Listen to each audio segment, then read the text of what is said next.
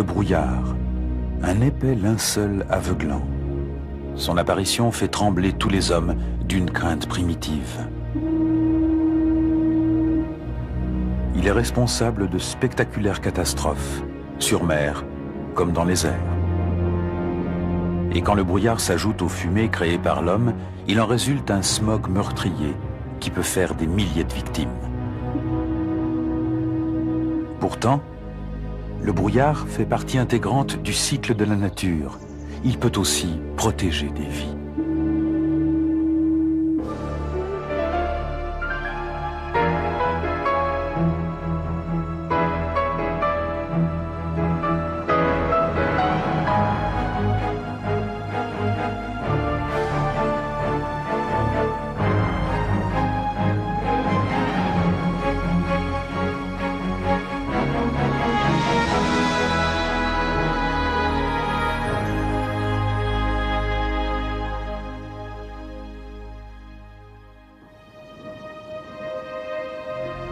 Le brouillard est en fait un nuage qui s'est formé au niveau du sol.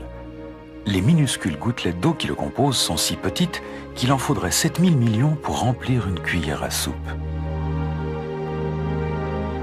Mais quand le brouillard s'attarde, il devient un ennemi redoutable qui doit être combattu à tout prix. Pendant la Seconde Guerre mondiale, les bombardiers qui revenaient en Angleterre après des missions de nuit au-dessus de l'Europe bénéficiaient d'une technique spéciale de repérage et de dispersion du brouillard. FIDO, c'est le nom officiel de cette invention, disperse le brouillard en réchauffant l'atmosphère au-dessus de la piste d'atterrissage et en provoquant son évaporation. Cela permet aux bombardiers de poursuivre leur mission alors qu'ils auraient été cloués au sol sans l'utilisation de cette technique. Partant de brouillard, on enflamme du pétrole d'un bout à l'autre de la piste.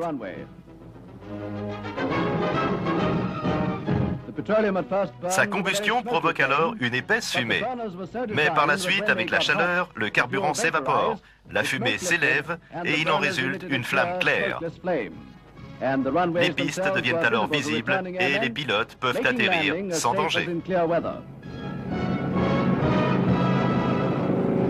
Grâce à FIDO, plus de 2000 avions purent décoller et atterrir sur les bases anglaises partant de brouillard. Mais cette opération coûtait cher. Elle consommait plus de 60 millions de litres d'essence, très précieuse à l'époque. Les dangers liés à cette technique étaient considérés comme trop importants pour l'aviation commerciale. L'opération FIDO prit donc fin avec la guerre. Le brouillard ne respecte ni la guerre ni la paix. Il est responsable de plusieurs catastrophes des transports parmi les plus meurtrières. Quand un conducteur rencontre une nappe de brouillard, il est immédiatement aveuglé. Il peut en résulter une catastrophe. 9 personnes sont mortes et 34 ont été blessées dans le plus grave accident de la circulation de l'histoire de l'Angleterre. L'accident est survenu peu avant 7 heures ce matin sur l'autoroute M4 près d'Hungerford. Plus de 50 véhicules ont été impliqués et de nombreuses victimes se sont retrouvées prisonnières de leurs véhicules en feu. La cause de l'accident est encore inconnue, mais de nombreux témoins parlent d'un brouillard très épais.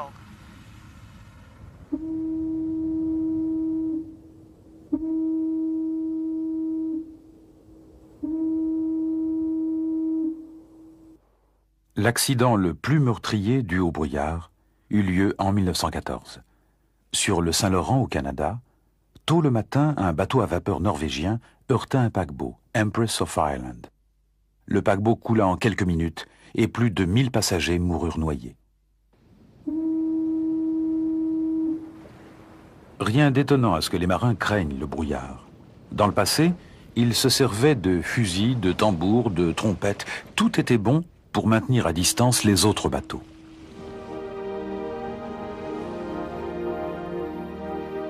Le brouillard se forme fréquemment par ciel clair pendant une nuit froide. Quand le soleil se couche, le sol se refroidit. Ce refroidissement du sol entraîne celui des couches d'air voisines. Il en résulte la condensation de la vapeur d'eau en fines gouttelettes et la formation d'un brouillard de rayonnement.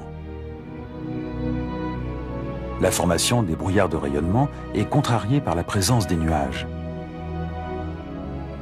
La couche nuageuse agit comme une couverture placée sur un lit en freinant les pertes de chaleur.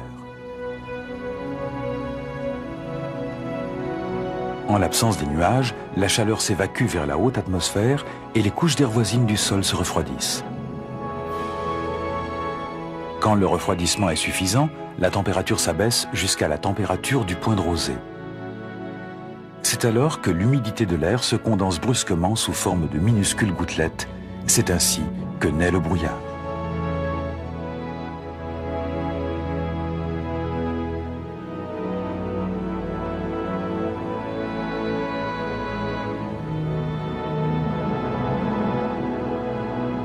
Quand la température s'élève, les gouttelettes s'évaporent et le brouillard se dissipe.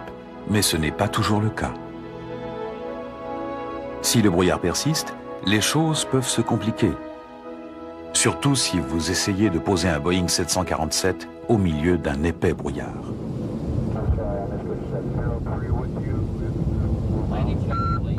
Il est toujours possible de se diriger vers un autre aéroport, mais c'est une solution chère et peu pratique. Quand les températures descendent en dessous de zéro, il existe un moyen plus efficace de résoudre le problème du brouillard.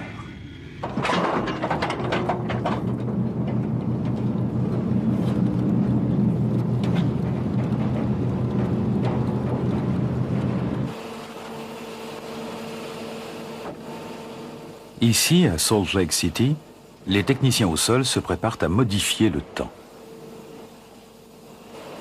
Ils utilisent de la neige carbonique et vont ensemencer le brouillard. Les petites particules de glace serviront de noyau de congélation. Cette technique n'accomplit pas de miracle, mais elle permet d'améliorer suffisamment la visibilité pour que les avions puissent atterrir. C'est la seule technique de modification du temps que les experts s'accordent à reconnaître efficace.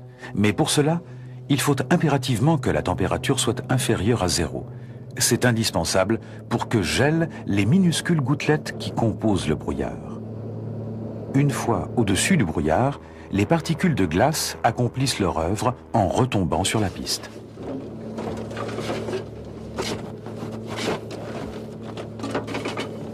C'est une solution simple, mais efficace.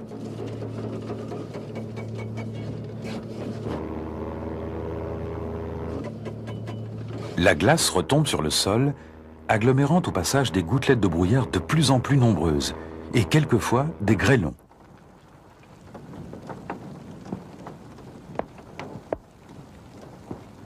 Incroyable mais vrai, cette technique simple fonctionne. La visibilité s'est améliorée et les avions peuvent atterrir. Mais le brouillard n'est pas toujours considéré comme un danger. Certaines régions s'en félicitent. En 1579, Sir Francis Drake jeta l'ancre au large d'une côte enveloppée d'un épais brouillard. Il resta là 1 mois sans que le brouillard ne se disperse jamais, et Drake ne vit jamais le plus beau port naturel au monde, la baie de San Francisco.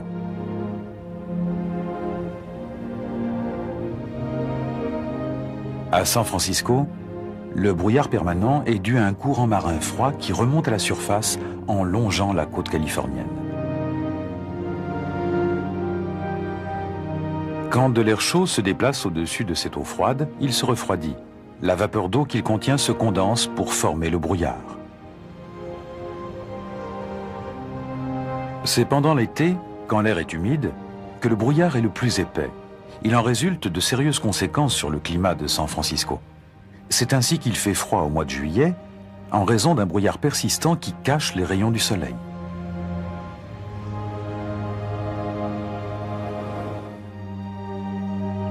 Ce brouillard est certes responsable de conditions météo désagréables sur le nord de la Californie, mais il est aussi très bénéfique. En s'enfonçant dans les terres, le brouillard alimente en eau les forêts de séquoias géants le long de la côte.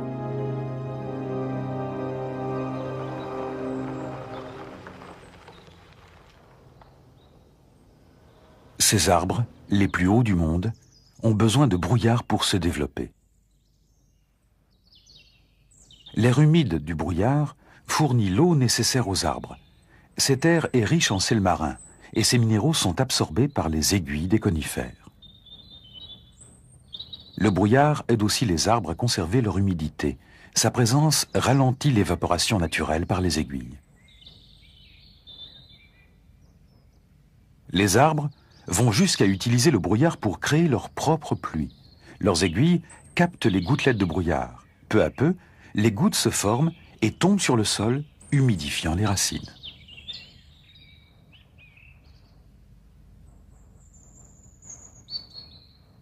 Dans certaines régions du monde, toutes les formes de vie dépendent du brouillard.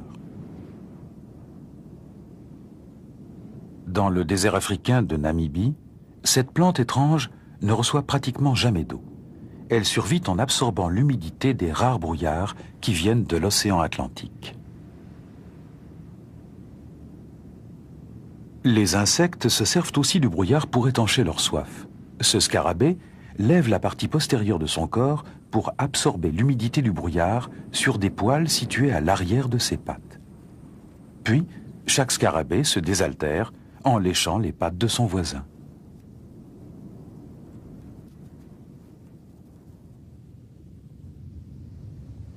Même les hommes peuvent tirer profit de l'humidité du brouillard.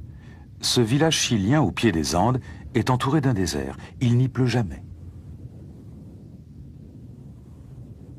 Mais le brouillard provoqué par la présence de la montagne voisine a transformé ce coin de désert en oasis. 75 immenses filets ont été tendus sur le flanc de la colline. Les mailles, très fines, captent les gouttelettes du brouillard.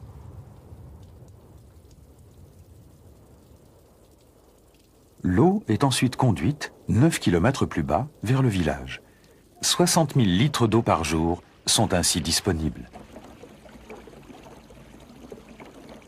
La technologie qui facilite la vie de ces villageois n'est pas nouvelle. La nature s'est toujours comportée ainsi.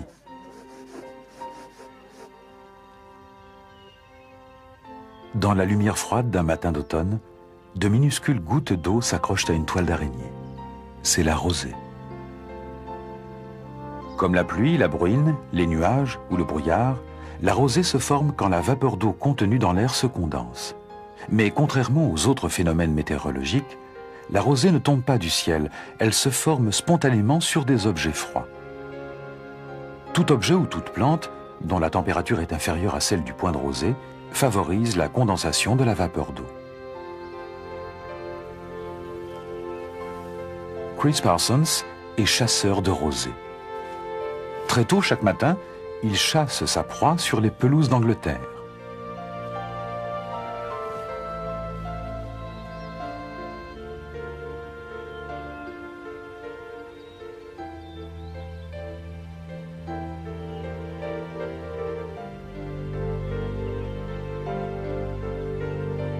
Il n'a que 3 heures avant que le soleil ne fasse évaporer la rosée. Après quoi, seules ses photos témoigneront de la beauté de son art.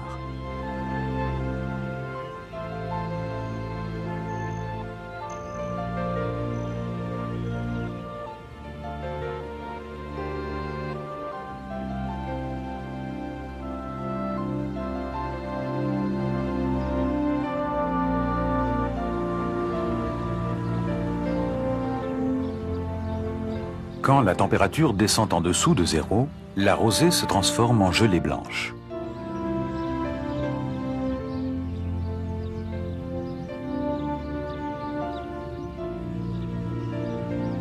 L'humidité de l'air gèle directement sur les objets, laissant le sol, les arbres et les feuilles recouverts d'une mince couche de cristaux de glace.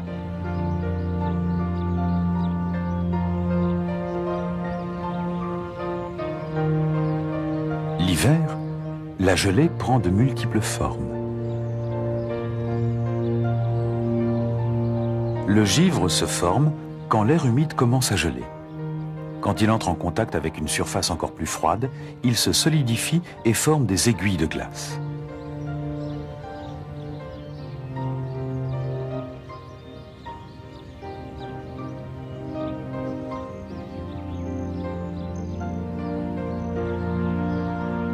Un autre type de gelée crée des formes très décoratives.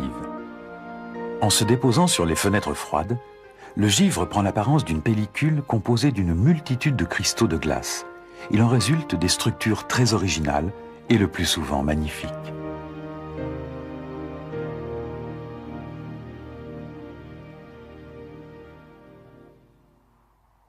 La forme de gelée la plus spectaculaire est celle qui provient directement du brouillard.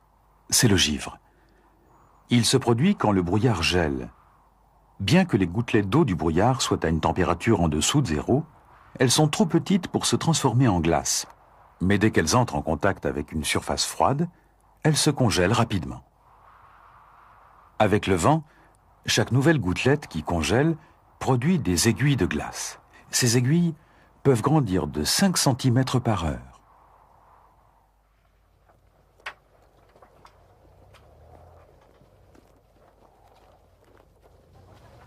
Le givre offre un spectacle magnifique, mais c'est un véritable casse-tête pour les fermiers du monde entier.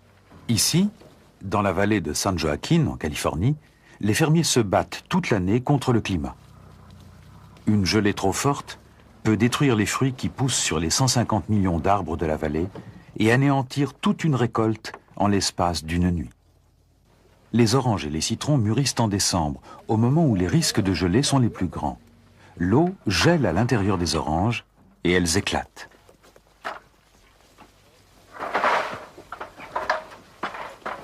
En 1990, la gelée exceptionnellement forte a détruit pour 450 millions de francs de fruits. Les fermiers mettent donc tout en œuvre pour se prémunir contre ce fléau. C'est au cours de la nuit que les risques sont les plus grands, quand les températures s'abaissent aux alentours de zéro. Un thermomètre planté dans les champs est relié par radio au réveil de Walter Bartoli. Il faut maintenant réchauffer l'air en toute hâte afin de stopper la progression de la gelée.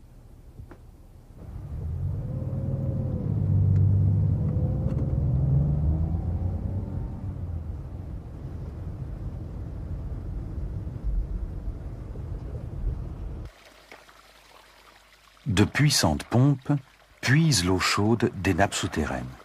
Cette eau réchauffe l'air autour des arbres.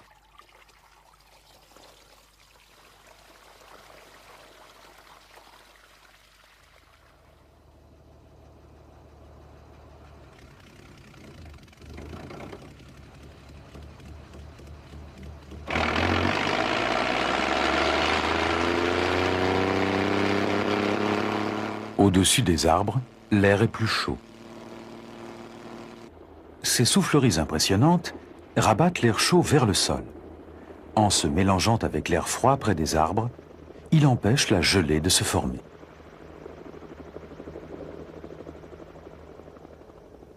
Mais quand les températures tombent vraiment très bas, les fermiers doivent avoir recours à des techniques plus radicales. Pendant cette nuit de décembre, la température est tombée à 5 degrés en dessous de zéro. Brian Hickson essaye de sauver sa récolte de citrons.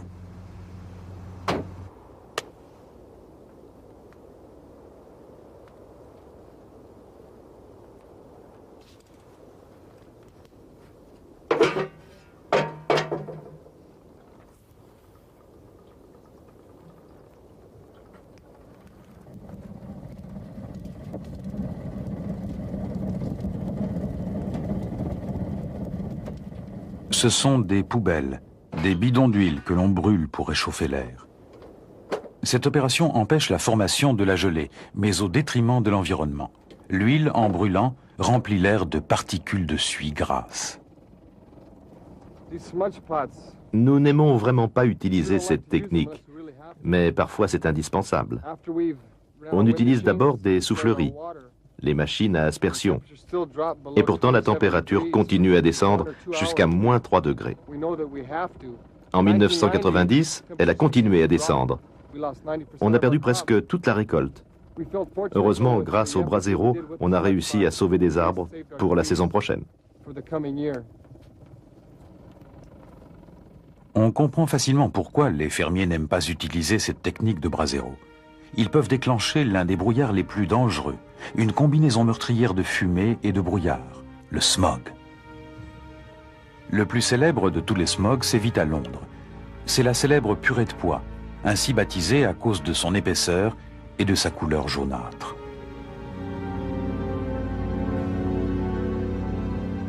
En décembre 1952, un vendredi matin, les Londoniens se sont réveillés au milieu du pire smog de leur histoire. La cité était enveloppée d'un épais nuage qui ne se leva pas pendant 5 jours.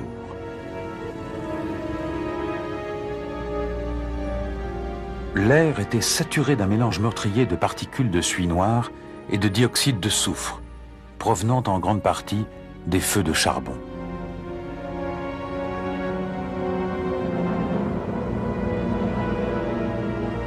Quand le brouillard se dissipa enfin, 4000 personnes étaient mortes de problèmes respiratoires. Les pompes funèbres n'avaient pas assez de cercueils pour enterrer les morts.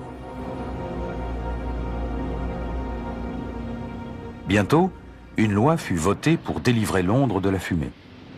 Et elle fut incroyablement efficace. Les heures d'ensoleillement augmentèrent de 60%, et quand la pollution accumulée au cours des siècles fut nettoyée, les Londoniens purent enfin admirer leur ville. Hélas, l'histoire ne s'arrête pas là. Aujourd'hui, toutes les grandes villes du monde souffrent d'une autre forme de smog. Voici un exemple de smog moderne au-dessus de Los Angeles. C'est un mélange dangereux de minuscules particules et d'ozone.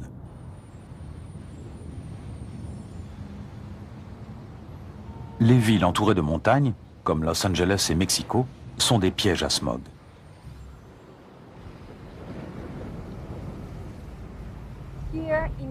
Ici, à Mexico, nous avons un très grave problème de pollution. Le docteur Margarita Castilleros étudie les effets de la pollution sur la santé de la population. La pollution vient des industries et des voitures. Environ 3 millions de voitures circulent à Mexico chaque jour. Mexico est la ville du monde où le smog est le plus dramatique.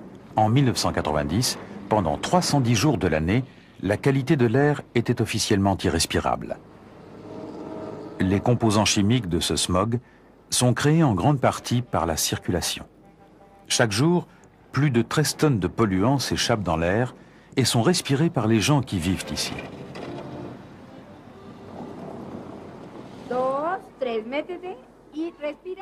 Margarita Castilleros fait subir des tests aux enfants pour savoir si leurs poumons sont atteints. Muy bien. Vamos, echamos el aire. Toma aire. Sopla todo, todo, todo. Saca, saca. Tienes más aire. Sácalo todo, todo, todo, todo, todo, todo. No dejes nada ya. Ahora sí suelta. Bien. Muy bien. Des experts médicaux surveillent sans cesse l'état de santé de la population.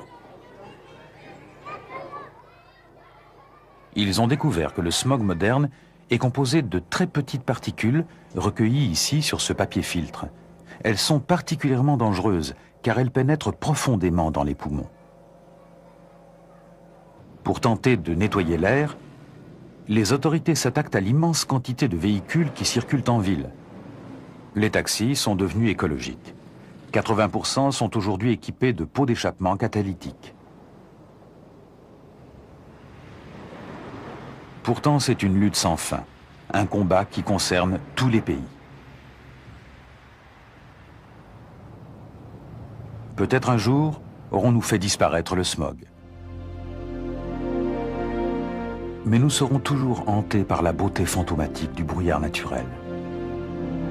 Dans notre monde toujours en mouvement, le brouillard peut immobiliser tout ce qu'il recouvre de son épais manteau.